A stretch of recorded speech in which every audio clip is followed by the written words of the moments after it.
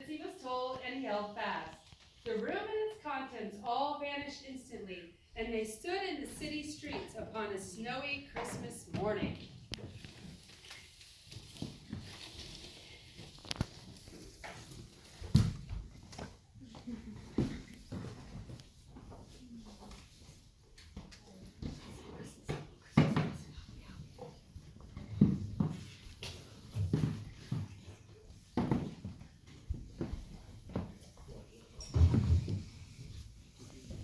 Scrooge and the ghost passed on, invisible, straight to Scrooge's clerks.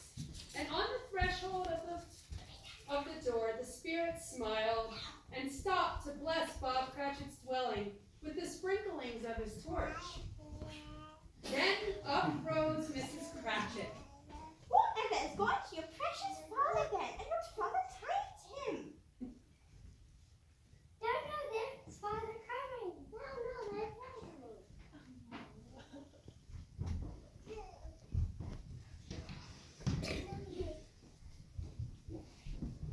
Cried the two young Cratchits, who were everywhere all at once. In came Bob the father, his threadbare clothes darned up and brushed to look seasonable, and Tiny Tim by his side. Alas for Tiny Tim, he bore a little crutch and had his limbs supported by an iron frame. And how did little Tim behave? As good as gold and better. Somehow his thought was in myself so much and think the strangest thing you ever heard. He told me coming home that hope the people saw Richard because he was crippled and much pleasant for them to remember. But on Christmas Day, he made lame better walk and blind man see. Mrs. Cratchit left the room alone to take the pudding up and bring it in. And so she entered, smiling proudly with the pudding, like a speckled cannonball, so hard and firm, blazing in half a quartern of ignited brandy, and bedight with Christmas holly stuck in the top.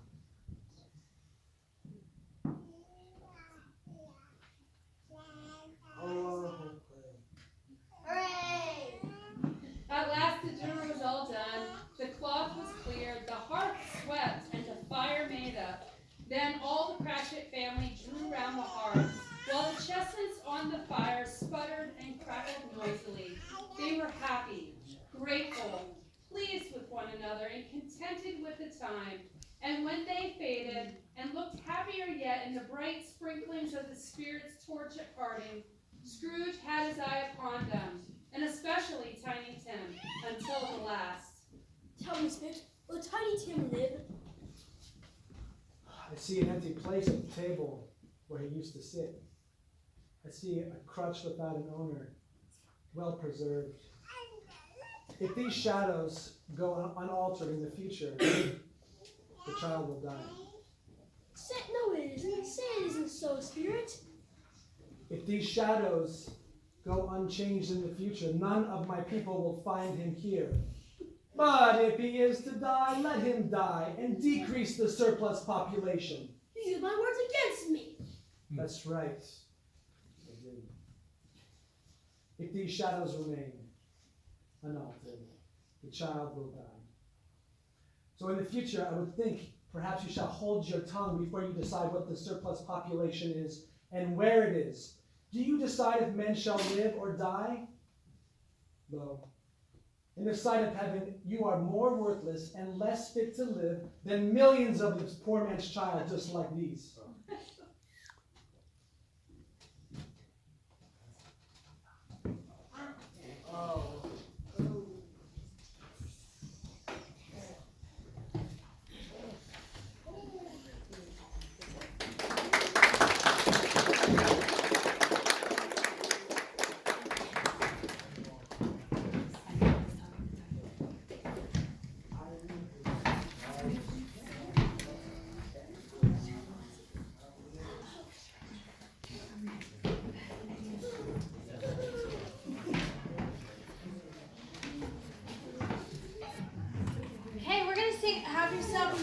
Christmas, we can sing that together if you'd like to. I've always loved this song. This year, I every time I practiced this week, I just kept thinking of our friend Sarah Gerard, who's really sick right now, and that through the years we all will be together. I've just been thinking about them because I've spent a lot of Christmases with them. So just sing this with them in mind and prayers in your heart for them. So.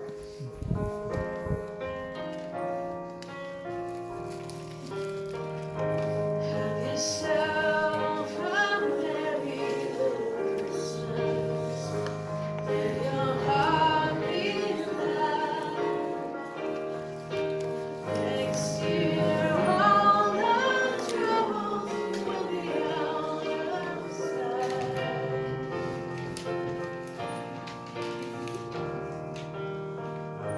Have yourself a merry little Christmas.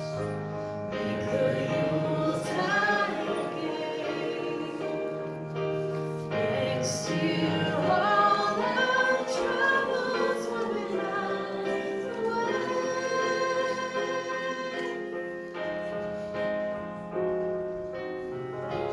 Once again, as in olden days, happy golden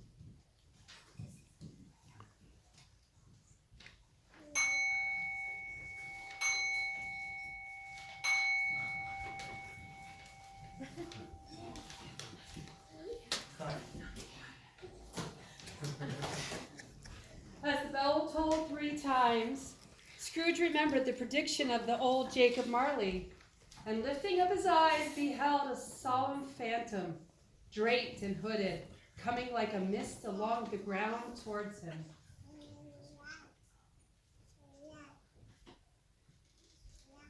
Ghost of future, have you more than any spectre I've seen? Will you not speak to me? It gave him no reply. The hand was pointed straight before them.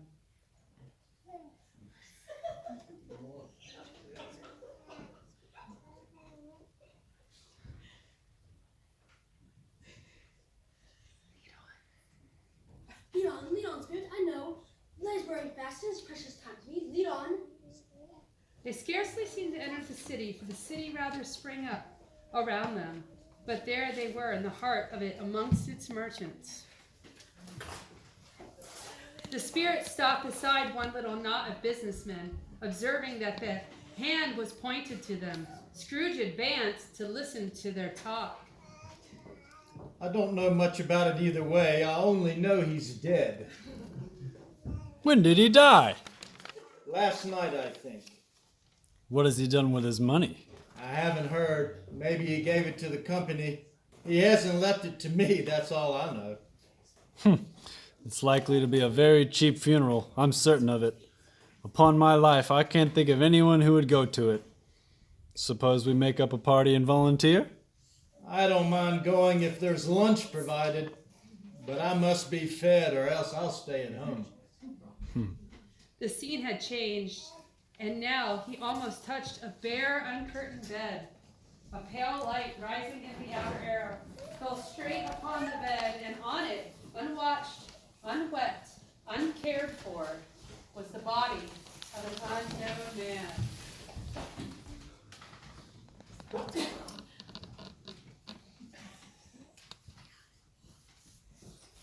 Spirit. Yeah, Spirit, let me see some tenderness. Tenderness. Spirit.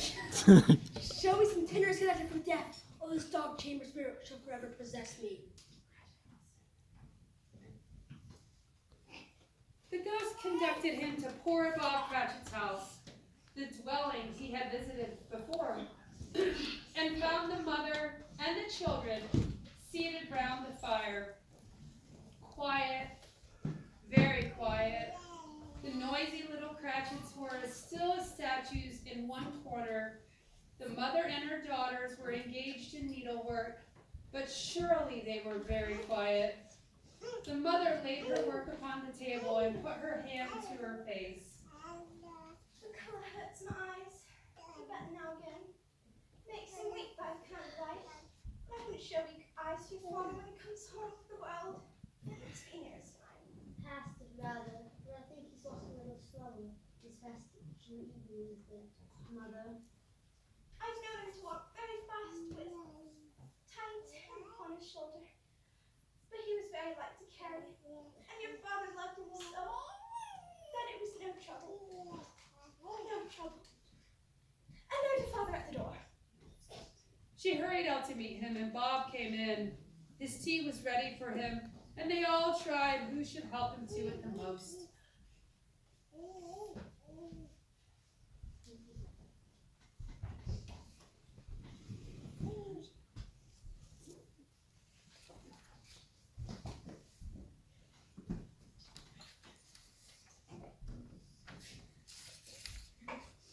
Did you go today then, Robert?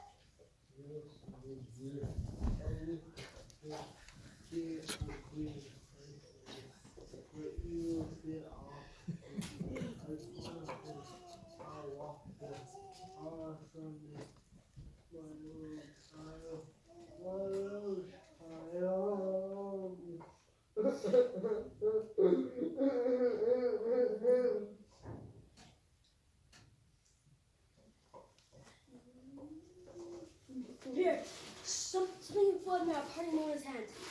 I know it's how. Tell me, who is the man we saw lying dead on the bed?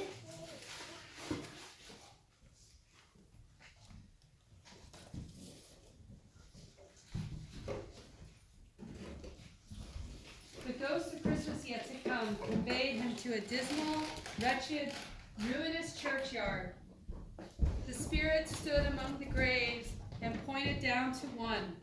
Scrooge crept towards it, trembling as he went, and following the finger, read upon the stone of the neglected grave his own name, Ebenezer Scrooge.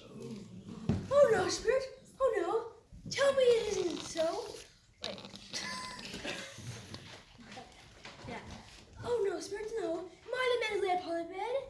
I am not the man I was. I am not the man I must have been. Why show me this if I am past all hope? That she may yet may change the writing on the stone. Holding up his hands in one last prayer to have his fate reversed, he saw an alteration in the phantom's hood and dress. It shrunk, collapsed, and disappeared out of sight. Scrooge woke up in his own bed, in his own room.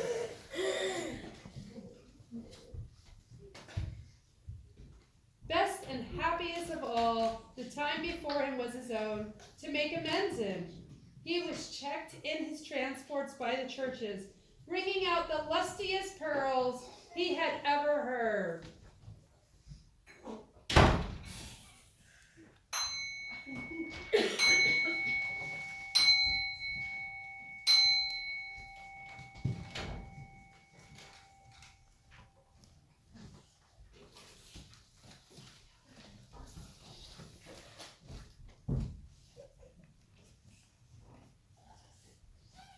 Running to the window, he opened it, and he put out his head. No fog, no mist, no night.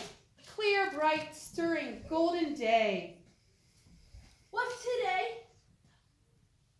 Cried Scrooge, calling down to a boy in Sunday clothes. What's today, my fine fellow? What's today, my fine fellow?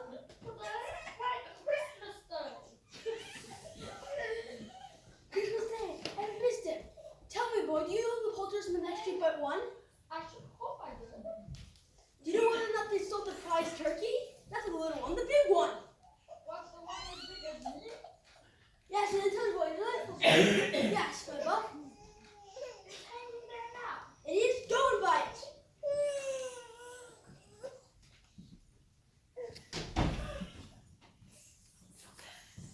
No, I'm earnest. Go and buy it and bring the man back to me, and I'll give you a shilling. Bring him back to me in less than 5 minutes, and I'll give you half a crown. The boy was off like a shot. I'll send it to Bob Cratchit. He shan't know who sent it. It's twice the size of Tiny Tim. Scrooge dressed himself all in his best, and at last got out into the streets.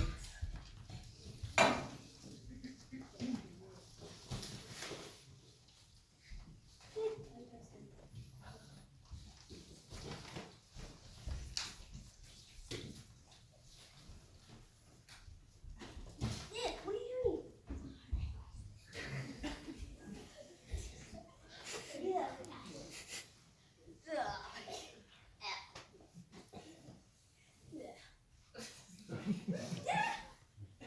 The people were by this time pouring forth, as he had seen them with the ghost of Christmas present and walking with his hands behind him.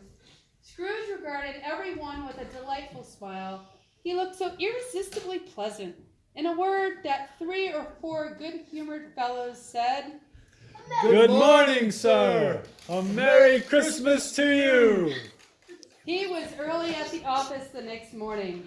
If he could have only be there first and catch Bob Cratchit coming in late. The clock struck 9, no Bob. 1/4 no Bob. Bob was a full 18 minutes and a half behind his time. Hello, what do you mean by coming here at this time of day? You are? Yes, I think you are. That is where it should be. You're looking to stand for the singing longer, Bob, and therefore I am about to raise your salary. Bob Yeah. trembled. A Merry Christmas, Bob. A Merry Christmas, Bob, my good fellow, that I've given you for many a year. I'll raise your salary and endeavor to help your struggling family. Scrooge was better than his word. He did it all and infinitely more. And to Tiny Tim, who did not die, he was a second father. He became as good of a friend, as good a master, and as good of a man as the old city knew, or any other good old city, town, or borough in the good old world. Some people laughed to see the alteration in him, but his own heart laughed, and that was quite enough for him. And it was always said of him that he knew how to keep Christmas well. And may it be truly said of that, of all of us. And so, as Tiny Tim observed, God bless us, everyone.